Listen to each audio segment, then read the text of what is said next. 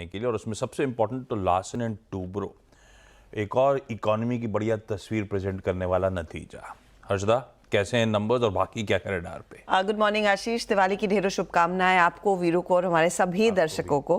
Profitability के लिहाज से एल&टी ने करीब 5% तक की ग्रोथ दिखाई है। 3,395 करोड़ का आंकड़ा आया है, उम्मीद से कहीं बेहतर है क्योंकि 3,200 करोड़ का अनुमान था।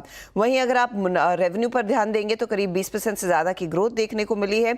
ये भी उम्मीद पर से बेहतर परफॉर्म कर रहा है। आंकड़ा 61,554 करोड़ डिलीवर किया है कंपनी ने। इबिटा में 13% तक की ग्रोथ है। हर पैमाने पर आप कह सकते हैं कंपनी ने बेहतर प्रदर्शन दिखाया है। बस मार्जिन्स 10.3% पर आए हैं, अनुमान 10.6% का था। मार्जिन्स करीब 70 बेसिस पॉइंट कॉन्ट्रैक्ट हुए हैं इस क्वार्टर में। ऑर्डर फ्लो के लिहाज से कंपनी ने कहा है कि 5,10,400 करोड़ की ऑर्डर बुक है 30 सितंबर तक। ऑर्डर इनफ्लो इस पर्टिकुलर क्वार्टर में थोड़ा सा 10% घटा है पिछले साल की तुलना में, लेकिन ध्यान रखिएगा कंपनी ने अपने गाइडेंस को मेंटेन किया और वो ज़्यादा इंपॉर्टेंट रहेगा मार्केट के लिए। कंपनी ने FY25 के लिए कहा है कि 10% ऑर्डर इनफ्लो की ग्रोथ देखने को मिलेगी, रेवेन्यू 15% बढ़ेगा और मार्जिन FY25 के अंत तक करीब 8.25% पर ये मेंटेन करेंगे। इस क्वार्टर में ऑफकोर्स हमने देखा उससे काफ़ी बेहतर मार्जिन करीब 10% प्लस तक के दिखाए हैं और रफली हर सेगमेंट में ग्रोथ है। इंफ्रा में ग्रोथ देखने को मिली है, एनर्जी बिजनेस में अच्छी खासी ग्रोथ देखने को मिली है। हाइड्रोकार्बन में हमने देखा है थोड़ी सी ऑर्डर बुक लोअर हुई है, लेकिन वहां पर भी डिसेंट ग्रोथ नजर आ रही है। तो ये इनफैक्ट कंपनी की तरफ से प्रदर्शन रहा, परफॉर्मेंस काफी स्ट्रांग रहा है एल&टी का।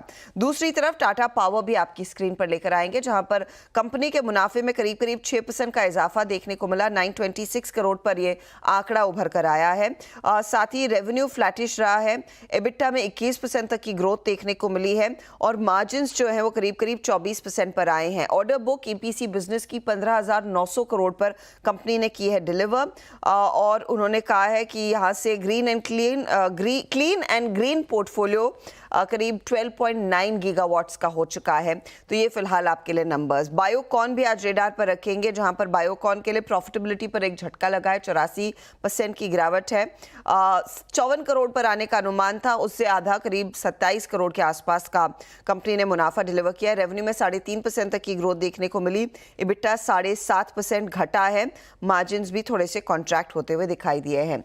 कार्यक्रम की शुरुआत में आपने एक फ्लैश मेंशन किया था आशीष, HDB फाइनेंशियल सर्विसेज, ये HDFC बैंक की सब्सिडरी है। उसने, ये ब्लूमबर्ग के हवाले से खबर आई कुछ देर पहले, उसने की IPO की अर्जी दाखिल कर दी है। 94% प्लस का हिस्सेदारी HDFC बैंक की HDB फाइनेंशियल सर्विसेज में है, तो वो स्टॉक इंपॉर्टेंट रहेगा वॉच करने के लिए। आज आप ध्यान दीजिएगा जाइडस वेलनेस पर। जाइडस वेलनेस ने एक बहुत इंटरेस्टिंग डेवलपमेंट शेयर की है। इन्होंने right bright protein bars, I don't know आपने कभी खाए हैं कि नहीं खाए हैं तो ट्राई कीजिएगा। वो इकाई जो है वो खरीद ली है। ये सौदा करीब 390 करोड़ में होता हुआ दिखाई दे रहा है। बेसिकली कंपनी कह रही है EPS एक्रीटिव डील रहेगी। ये पूरा जो बिजनेस है ना वो काफी ज्यादा स्केल कर रहा है, प्रोटीन बार्स, प्रोटीन कुकीज, और उस मार्केट में दरअसल जाइडस वेलनेस को लगा एक बड़ी अपॉर्चुनिटी है और वो एक्विजिशन के जरिए आगे बढ़ते हुए दिखाई दे रहे हैं। नहीं, स्टॉक ट्रैक करना है तो खाना तो पड़ेगा। जैसे कई सारे वीरू एक्टिवली स्टॉक्स ट्रैक करते हैं बाजार में। खैर ये रखिएगा, नहीं मैं भी